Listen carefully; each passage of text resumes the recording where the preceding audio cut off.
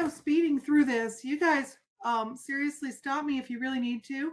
And then there's questions at the end, but I don't want you to forget your thoughts. So we're going to go through the Illinois Battery Stewardship Act, what's covered by the act, who we are as the battery network, how you can become a collection site, which we would love to see more collection sites around the state, some of the training materials, how our locator works, a little bit on the marketing side, a little bit of safety is also in there.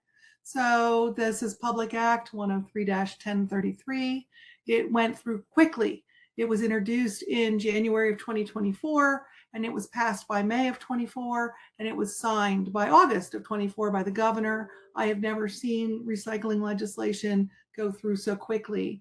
It was the first portable and medium format battery stewardship act of its size and scope in the United States. It is the 16th actual legislation for battery recycling.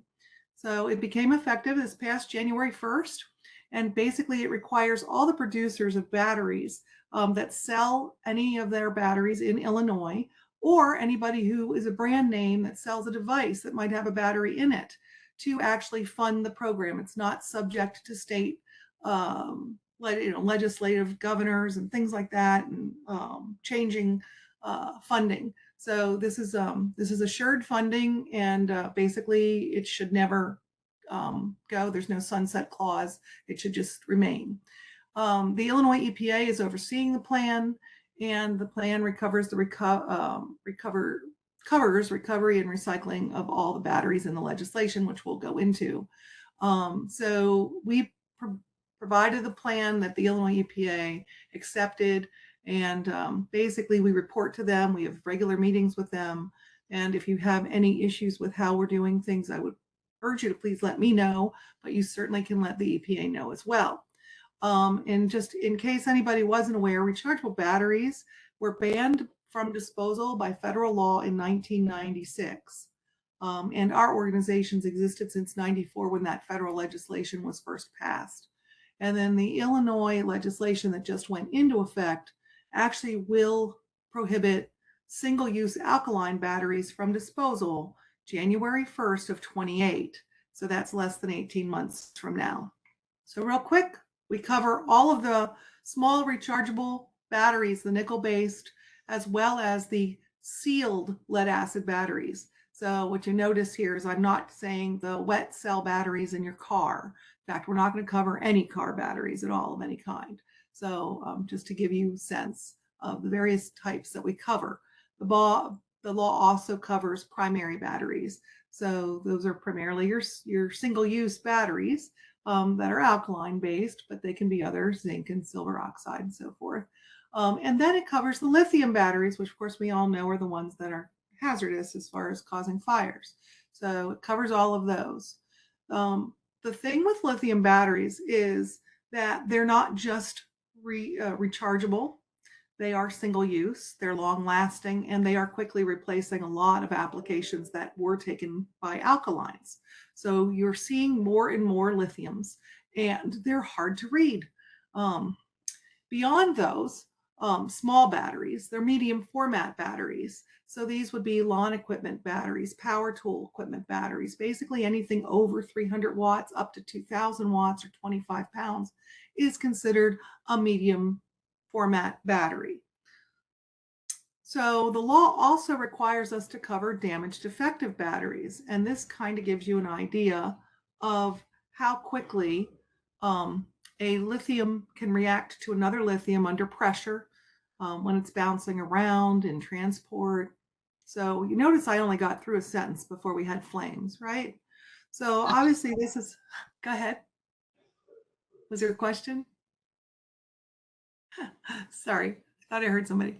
Okay, so very quickly. So the thing to keep in mind is we have a fire suppressant that can take that out of action. So how do we define a damaged defective battery? Well, a leaking alkaline is actually not considered damaged by us, although your device might beg to differ. And so in that case, you can put them in a plastic bag and then put them in with regular batteries in all of our regular collection containers with regular alkalines and so forth. So all the other batteries that we just mentioned. except for the medium. Well, no, we'll get to that. Sorry, getting ahead of myself. What is a damaged defective battery? Okay, so if you had a cell phone in your hand and it was suddenly expanding, you probably have a soft-sided battery that's getting, something wrong with it, and it's popping the case open. Okay, you can have a battery that somebody dented taking apart their computer. You can have a leaking lithium battery, and a leaking lithium or a leaking nickel battery would be considered a damaged battery. Okay? And you can also have a battery that's gone through an actual thermal runaway event. And in that case, you have a burnt battery. So it's important that that sits for 7 days before we handle that.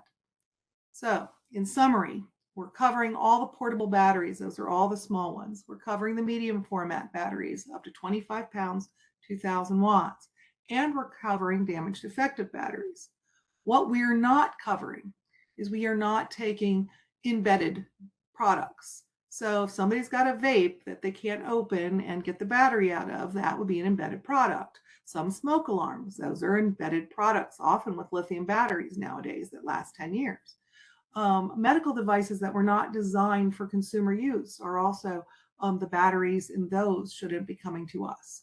A recalled battery, it was decided and agreed to by the legislature that it's unfair to ask all the battery producers that are doing well to fund the recall collection costs for a manufacturer who put something out in the market that's bad. So we don't take responsibility for those. And then, as I mentioned, we don't do electric vehicle batteries. So that's those little, those are the little batteries that you still jumpstart an electric vehicle with that are lead acid. But those are also the big batteries that we all know and love when they catch on fire in a street. So yeah, those we don't take those under this law. There is a different arm of our organization that is actually capable of doing all of those batteries, but that is not what's covered in the law. So who are we? Well, we've been around for over 30 years. We were created in 94, as I mentioned, when that federal legislation went into effect, and it was a voluntary program that rechargeable battery manufacturers funded, and it's evolved over the years. We have recycled more than 175 million pounds of batteries in the state of Illinois. In our program, we have over 300 manufacturers that are actually funding the Illinois program. And before we started the program, our stats across the United States for having access to rechargeable batteries was 80% of the US population were within 15 miles of a collection site. We consider ourselves to be a circular organization. We recognize that the batteries are mined from different areas of the world. Sometimes in countries, the materials that come to us, they're not friendly to us. And we want to recover those materials so that they can be used again in batteries. And so even our collection materials, our boxes are recycled. The liner in our cardboard boxes is reused. The fire suppressant that is never actually had any thermal runaway happen with it is also recovered and reused. And then the batteries are shipped by chemistry to special recyclers who process them, recover the various metals, and then put that back out into new markets. So they could be going into an appliance, or they could be going into a new battery. So all of those things. Again, back to the idea of what kind of coverage do we have right before the law started? Well, we were at 86% of residents in Illinois within a 15-mile drop-off site. By April 1st, we had that up to 93.3. The goal is 95%. And I can tell you that as of this morning, I looked it up, we have 80 counties with at least one site that's out of 102. And we have over 350 locations throughout the state right now that are open to the public. So we have almost 2,000 sites across the state. That includes private companies that utilize us as well. And all of those services are free under the law. So just fun from our marketing department. If you want to picture 100 CTA buses, that's how many batteries we've recycled in Illinois over the last 10 years, or 20 Boeing 737s. Or if you're really imaginative and you can picture one Great Lakes barge, that is the amount of batteries that we've recycled in the last 10 years. So this is our box. This is one of our more popular containers. It goes in offices. It can be shipped back to us. So it has a postage paid label that comes with it. And if it goes in the mail, all the lithium batteries in it have to be terminally protected. Okay. If you opt for the one drum, which Matt mentioned, okay, that is a 55-gallon metal drum. And that does not require protection of the lithium batteries. That's got a special permit, and that's because of our wonderful fire suppressant, which is actually made out of recycled glass. It's little tiny balls. It actually looks like a powder when you're pouring it in almost. Balls have holes in them, and it is designed that the moment there is heat in that drum, these are going to melt, surrounding that heat source, encapsulating it and depriving it of oxygen. So it's highly efficient. So this drum is also capable of taking the medium format batteries. So if you're able to put in a one drum, you would come with 7 bags of our fire suppressant, and then you would open the bag, put one in the bottom, and create this parfait of about 5 layers, leaving 2 bags at the very end to top the whole thing off. The little batteries are sitting in there, floating around in the powdery substance, and that is what's going to respond, like I said, to a heat source. So these will get heavy. You do need a pallet jack to move them, and they must be stored protected from the weather. They do not need climate control, so it's not like you need to worry about this heat that's going on. You could put them in a shipping container. You could put them in a storage, one of those little mobile storage units that you can pick up at a hardware store. So you can do that, or you can put them in your garage. So it's completely up to you, but if you're open to storing them, we would love to work with you. We also have a damage defective kit. Now this is a 5-gallon container. It has the same fire suppressant with it. It is going to hold 4 damage defective batteries. Okay, we've had people send us 6. We don't recommend it. That's pushing the envelope. So you want to keep it around 4. You don't want to send it to us because you got 1 damage defective battery and you're like, oh, I have a damage defective, I'm going to send it to you right away. Don't do that. It's perfectly safe until you accumulate 4. And there is an accumulation date on all of our products. So the moment you put the first battery in, you write the date, and then after 1 year, even if it's only 3/4 full, whatever it is, then you're going to send it back to us, because that's a federal accumulation law that you want to work under. So the pail is designed for the smaller batteries, the under 300-watt batteries. It is not designed for those medium format batteries. If you had somebody with a damage defective medium format battery, you're going to send them to one of the household hazardous waste sites. You can do a 55-gallon drum with us that's highly efficient for damage defective batteries that are medium format. But you do need your training. You need to be firemen. You need to have that kind of level of training. So that's not going to happen with most of our sites. And our only alternative for those sites would be this 16-gallon metal drum that only holds 1 battery. So highly inefficient, and we prefer not to have to do that. But obviously at the moment, we do recognize there's some rural areas in the state of Illinois. So we want to make sure that we do have some services available if you can't get to one of the permanent household hazardous waste sites, which we need more of in Illinois, by the way. So just in summary, what we really love to see a community do is to get our one drum, have that in your public works facility or your fire department or the shed outside, wherever you're going to put that. And then in the office, have a battery box, but don't send the box back to us. Just use it to collect the batteries and then make sure you dump those into the drum. And again, you want to educate residents that are bringing your batteries to you to tape the terminals, okay, of the lithium batteries, because they need to be safe at home where they're storing them or in their business, and they need to be safe when they're transporting them to you, which is when they're more likely to have a reaction to one another. So you still want to educate, but if you were doing a collection event and somebody brought you batteries that they had not bothered, it wouldn't matter if you're using the one drum. You can just put them in. And if you generate batteries from radios or something like that, it's not going to matter. You're just going to throw them right into the one drum. And then lastly, we recommend that you obviously get the damage defective pail. So you're always prepared for if you get one that's a recognizable damage defective battery. It's very easy to become a collection site. You can do it right from our page on our website. You don't have to talk to me or go through me. You can do it without me. But if you'd like to have me there and talk through it, I'm happy to do that. You're going to be sent training. You're not going to be able to order any of our products until you complete this training. There's 3 trainings for the 3 products I just showed you. So all in, it's about an hour and 15 minutes to do all 3 trainings. Okay. And even if you're not going to do the box, you need to do the box training because that's a fundamental for the entire program. This is how the locator works. The locator is going to be something people can find you on. So you would then have your site come up. It would say what batteries you take. And it would also, if you have additional information you'd like to give, maybe you want to say only bring a damaged defective battery to us by appointment, or you want to limit, only bring us 10 batteries at a time.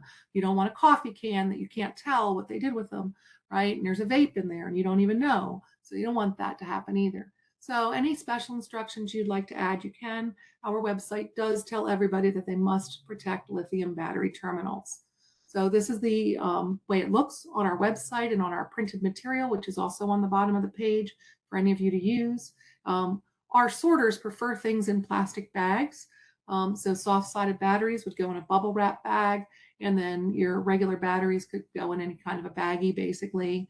And then the other option, and the one that actually I like because I've spent a career in solid waste and recycling, is that you would tape the battery. I love the clear packing tape. Our sorters can see through it, but you can also use electrical tape and duct tape because we all know duct tape solves everything. So safety information, of course, we want to get out more and more of this as we're working with people, but we want people aware that, you know, if you have a high heated battery, you have a smoking battery, you have one that gives off a smell, you really shouldn't be using it anymore, and you need to unplug it. And if you're really worried about it, you need to put it in sand, or, and I just discovered this since I have been dealing with people, clean kitty litter. Okay, not everybody saw Mad Max. They don't understand dirty kitty litter can catch on fire.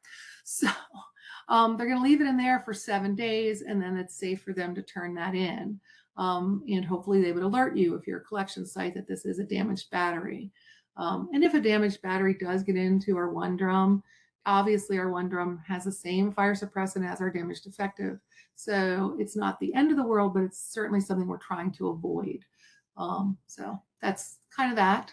Other safety tips that we're trying to get out there, and I encourage you to share. Phone batteries, that your phone has a setting that you can set the function to charge only to 90 or 95%. You can set that. That's going to make your battery in your phone lasts longer. It's also going to prevent the phone from overcharging, which can also lead to overheating and fires. Okay. Setting a timer when you're charging something that doesn't have that ability. So this is something that my husband does whenever he charges our electric bikes. He just puts a timer on the phone, and then he knows to go and unplug them right away and not leave them on overnight. So that's anything that you're charging. Just be cognizant. Using proper cords that come with the device. If you have to replace a cord because your cat chewed it, okay, go buy the same brand cord. Don't go to Ollie's and just get the cheapest thing you can find. And then lastly, sign up for the Consumer Safety Commission's alerts so that you know if any of your products have been recalled. Again, on the e-bike, we go into more detail as far as not leaving them unattended and not charging them in extreme temperatures. Just not going. I mean, obviously, you can ride a bike in the rain, but don't submerge a bike. Don't go out of your way. It's not like a a mountain bike type of thing. Be more careful with an electric bike. So those are all tips that we give. And then this is kind of our promotion on our social media. When we were launching, we were still called to recycle. And then we rebranded in January and became the Battery Network. So we will, from time to time, if you're one of our participants, send you some of our social media, but we encourage you to create your own social media as well and promote safety, obviously. And then this was Streamwood doing the program with the Woodsy the Owl, and you see the fire chief there doing our one drum and the damaged defective kit there on the side.